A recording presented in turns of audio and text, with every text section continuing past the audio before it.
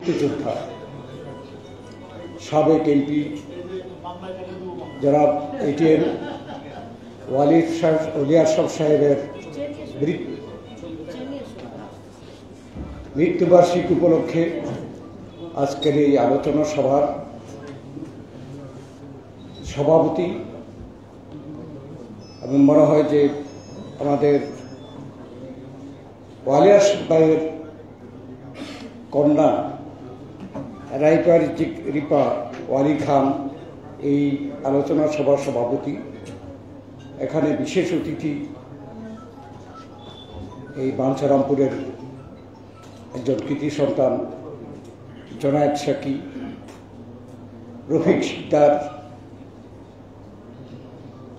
মোহাম্মদ মোফাজ্জল সাহেব, ইঞ্জিনিয়ার শফিকুর রহমান এবং সর্বশেষ আমাকে পরিচিত করতে দিয়ে আসলো খন্দকার রফিকুল ইসলাম কাজল সহ এখানে সম্মানিত এই বাঞ্ছারামপুরের নেতৃবৃন্দ এবং সুধীমণ্ডলী, সাংবাদিক ভাই বোনেরা, আসসালামু আলাইকুম। আমি প্রথমেই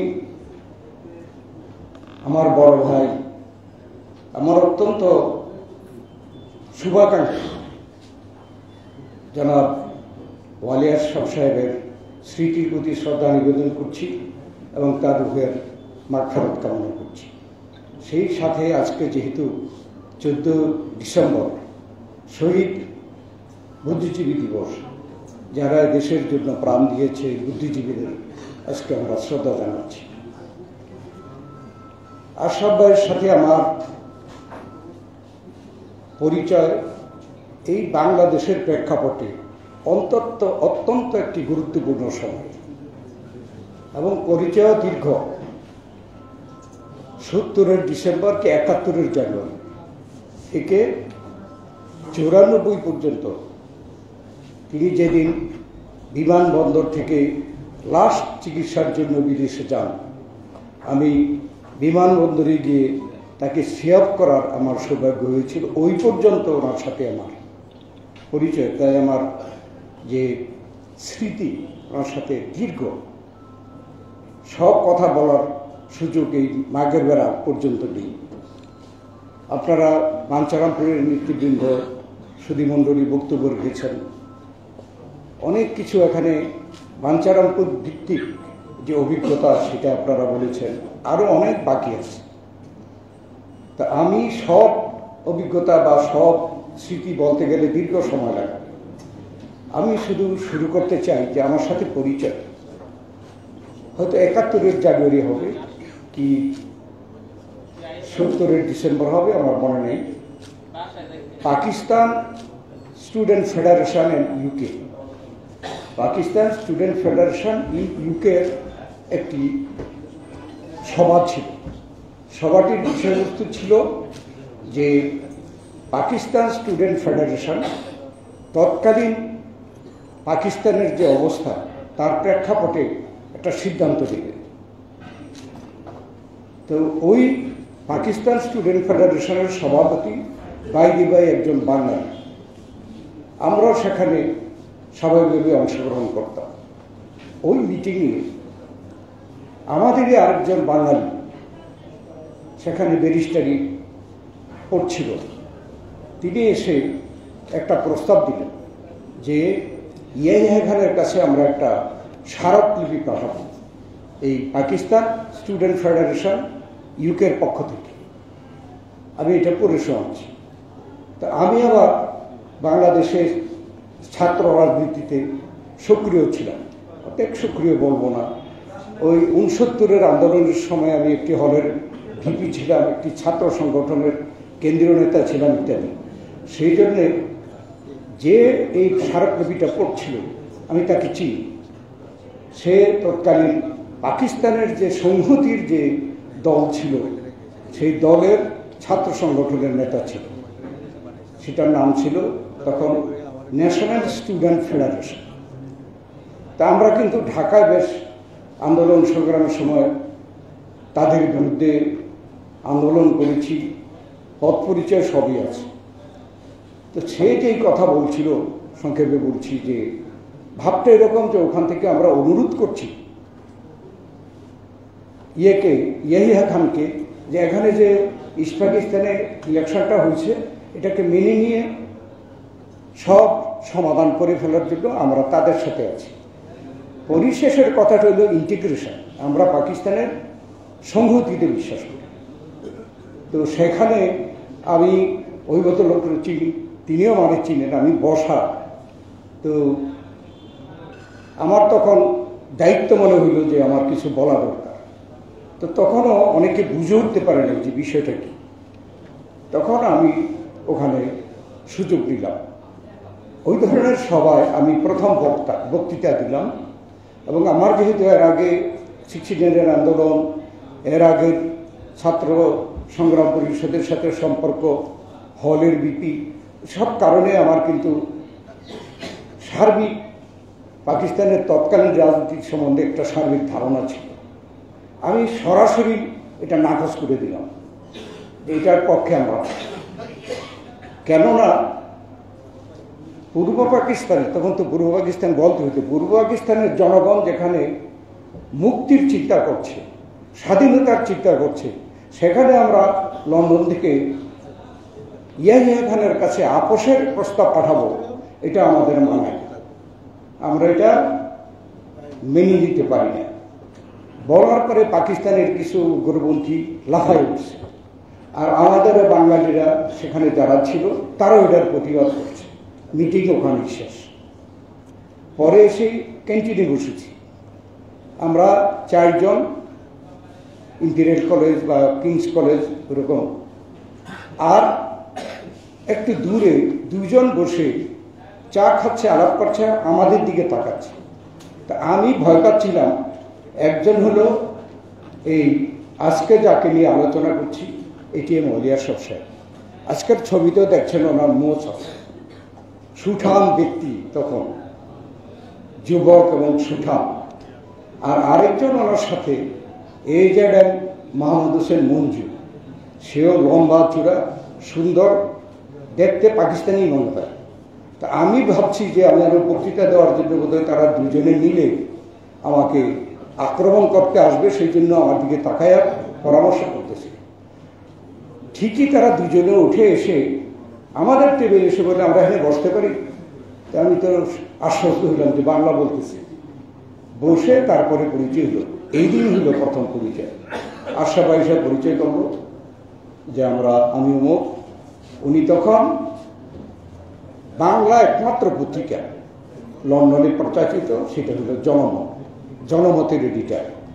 আর মাহমুদ হোসেন মঞ্জু হইল এই ছাত্র ফেডারেশন ভাইস প্রেসিডেন্ট। যাই হোক, ওনাদের সাথে পরিচয় হলো, খুব অ্যাপ্রিসিয়েট করলো। আমি যেখানে মনে করছিলাম আমার বোধহয় অ্যাটাক করতে আসতেছে বা সমালোচনা করে, তারা এসে আমাকে প্রশংসা করল। কথাটা এই জন্য বললাম, আমি আশরাফ ভাইয়ের থেকে বয়সে জুনিয়র। আমি মাত্র 69 সালে গেছি লন্ডন, উনি কিন্তু আরও আগে গেছে, গিয়া পত্রিকা প্রকাশিত করছে। বিবিসির বাংলা সেকশনের নিউজ রিডার, প্রতিষ্ঠিত সাংবাদিক। উনি এসে খুব প্রশংসা করল। এমন সময় আমাদের আরেকজন বাঙালি দেরিতে গেছে, উনি গিয়ে আমাদের পাশে বসলো। সে আমাকে ঢাকা বিশ্ববিদ্যালয়ে ভালোভাবে চিনত, কেমিস্ট্রি ডিপার্টমেন্টের। উনি আবার আমি যা বলি নাই ওইগুলো প্রশংসা করে ওনাদেরকে বলল। এই সূত্র হলো যে ওনাদের সাথে পরিচয়। পরবর্তীকালে আমরা যখন স্বাধীনতা সংগ্রামের দিকে দেশ যাচ্ছে, তখন আমরা বাংলাদেশ ছাত্র সংগ্রাম পরিষদ বানানোর জন্য বসলাম, এবং এগুলোতে কিন্তু আশরাফ ভাই তারা নেতৃত্ব দিত। কিন্তু কমিটি করার সময় আশরাফ ভাই প্রস্তাব করলো আমার নাম। আমি তো আশ্চর্য যে আমি তো ওনাদের থেকে জুনিয়র। আমি সেখানে প্রচেষ্ট করলাম যে আমাকে কেন করবে। বলে যে আমাদের মধ্যে এখানে যারা আছি তারা অনেক আগে লন্ডনে আসছে, আপনি সে যে বক্তব্য রাখছেন আমাদের ধারণা যে আপনি সর্বশেষ বিষয়গুলো সম্বন্ধে ভালো ধারণা আছে, আপনাকে আহ্বায়ক হতে হবে। সত্যিকারভাবে এই ছাত্র সংগ্রাম পরিষদে আমাকে এই গুরুত্বপূর্ণ পদে আশরাফ ভাই আমাকে প্লেস করল, এবং উনি বলল, আর কেউ কিন্তু আপত্তি করল। এটা বললাম এই জন্য যে সম্পর্কটা হলো এই মুক্তিযুদ্ধকে উপলক্ষ করে সম্পন্ন। আশরাফ ভাই 5ই মার্চের আগে, 5ই মার্চে আপনারা জানেন যে ঢাকায় একটি জনসমাবেশ ছিল। প্রত্যাশা ছিল যে ওই দিন স্বাধীনতা ঘোষণা করা হবে। আমরা অন্যদিকে মনে করলাম ওই দিন স্বাধীনতা ঘোষণা করা হবে না, অতএব আমরা হাইড পার্ক স্পিকার্স কর্নারে বিশাল সমাবেশের ব্যবস্থা করলাম এবং সিদ্ধান্ত নিলাম ওইখানে আমরা স্বাধীনতা ঘোষণা করব। তার কয়েকদিন আগে এই যে লন্ডনে জনমত প্রকাশিত হতো, আশরাফ ভাই কত কনভিন্স ছিলেন যে তিনি নিজে সিদ্ধান্ত নিয়ে, তিনি হলো এডিটার এটা এবং মালিক, এককভাবে সিদ্ধান্ত নিয়ে পত্রিকায় ঘোষণা দিয়ে দিলেন যে পাকিস্তানের সাথে এই জনমত সম্পর্ক ছিন্ন করব। এবং এই জনমতের লাস্ট পেজে একটা অ্যাডভার্টাইজমেন্ট হইত প্রত্যেক সপ্তাহে। সেটা হলো পাকিস্তান যে এয়ারলাইন পিআই এর অ্যাডভার্টাইজমেন্ট একটা হইত এবং ঘোষণা দিয়ে উনি প্রকাশ করলেন যে পাকিস্তানের সাথে সম্পর্ক ছিন্ন এবং পিআই এর এই অ্যাডভার্টাইজমেন্ট এই সপ্তাহ থেকে আমার পত্রিকায় দেওয়া হবে না। 5-7 তারিখে আমরা জনসমাবেশে এই পত্রিকাটা, যেহেতু রবিবার ছিল, রবিবারই প্রকাশিত। তিনি কত কনফিডেন্ট ছিলেন যে এই দেশে মুক্তিযুদ্ধ হবে এবং স্বাধীন হবে, কিন্তু 7ই মার্চের পরে আমরা একটু হতাশ হলাম লন্ডনে যে স্বাধীনতা ঘোষণা করা হয়নি। আমরা কয়েকদিন একটু স্থিমিত ছিলাম।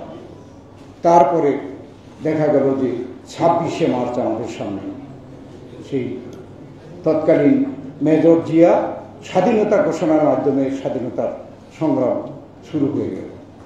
এবং এই পুরা সংগ্রামের সময় আলী আশরাফ ভাই যেমনিভাবে ছাত্র সংগ্রামের সাথে তেমনিভাবে সাংবাদিকদের মধ্যে, সেই সময় বিবিসির আরেকজন সিনিয়র সাংবাদিক ছিলেন সিরাজুর রহমান নাম, সিরাজুর রহমান সাহেব এবং এই মরহুম এটিএম আলী আশরাফ সাহেব দুইজনে আমাদের সকল পর্যায়ের সাংবাদিকদের সাথে সম্পর্ক রক্ষা করা, বাংলাদেশের পক্ষে কথা বলা, এবং সেটা তারা সমর্থক খুব সফল হয়েছিল।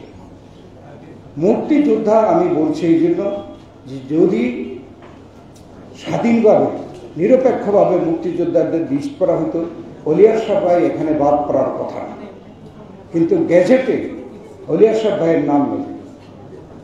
কেননা স্বাধীনতার পরপর তিনি দেশে আসেন নাই, তখন খেয়ালও করেন। আমি স্বাধীনতার পরপর দেশে আসছিলাম বলে আমাকে বাদ দিতে পারেনি। আবু সাইদ চৌধুরীকে যদি বাদ দিতে না পারে, আমাকেও বাদ দিতে পারে না, আলী আশরাফ ভাইকেও বাদ দিতে পারে না।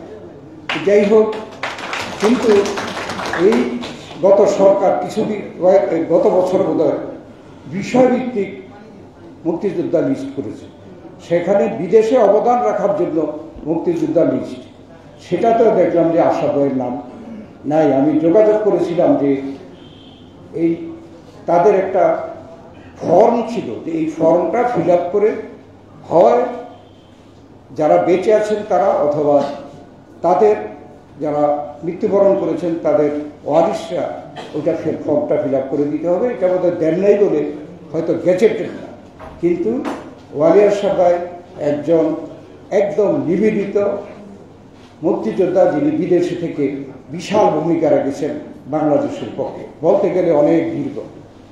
এরপরে উনি বাংলাদেশে যখন রাজনীতিতে ইচ্ছা প্রসার করেন, তখন তিনি এসে এখানে এমপি হয়েছেন এবং আপনারা জানেন বাংলাদেশ জাতীয়তাবাদী দলের মনোনীত প্রার্থী হিসাবে এমপি হয়েছেন।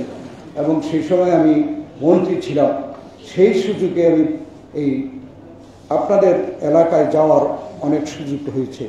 ওনার এই বাঞ্চারামপুরের উন্নয়নের জন্য, যেহেতু আমি ওনার পুরানো লোক এবং ক্যাবিনেটে একজন তখন বিদ্যুৎ জ্বালানি খনিজ সম্পদ মন্ত্রী, আমি 91 থেকে 96, তো তিনি আমার থেকে অনেক ব্যাপারে আমার থেকে সহযোগিতা চাইতেন। আমি আনন্দিত হতাম যে ওনাকে যদি কিছু করতে পারি। কারণ আমি এখন যেটা বললাম, আমি সবসময় স্মরণ করেছি যে আমাকে সেই বিলাতে যে ছাত্র সংগ্রাম পরিষদের আহ্বায়ক করেছিল, এটা এই আলী আশরাফ ভাইয়ের প্রস্তাব। যদিও আমার থেকে অনেক সিনিয়র ছিল, উনি চাইলে কেউ চাইতো না, কিন্তু উনি কিন্তু পথটাকে বড় মনে করেন নাই, আন্দোলনটাকে মনে করেছেন, মুক্তিযুদ্ধটাকে মনে করেছেন। আমরা ওনাকে হারিয়েছি। আসলে আমরা যে প্রত্যাশা, সেই প্রত্যাশার আগেই তাকে হারিয়েছি। উনি ক্যান্সার রোগে আক্রান্ত হইয়া তিনি একবার চিকিৎসা করে আসলেন, তারপরে আবার যেতে হলো, এবং আমি মন্ত্রী হিসাবে ওনাকে এয়ারপোর্টে গিয়ে বিদায় দিয়ে এসেছি। কিন্তু ফেরত পেলাম ওনার ডেড বডি। অত্যন্ত দুঃখের এবং অত্যন্ত আমাদের জন্য কষ্টকর। কারণ এই আপনাদের যে এলাকার যে নির্বাচন এবং রাজনীতি, এ ব্যাপারে আশরাফ ভাইয়ের কারণেই কিন্তু আমি একটু জড়িত হয়েছিলাম। রফিক সিকদার যে একটু হিন্ট দিল, এই জন্য আমি জড়িত হয়েছিলাম।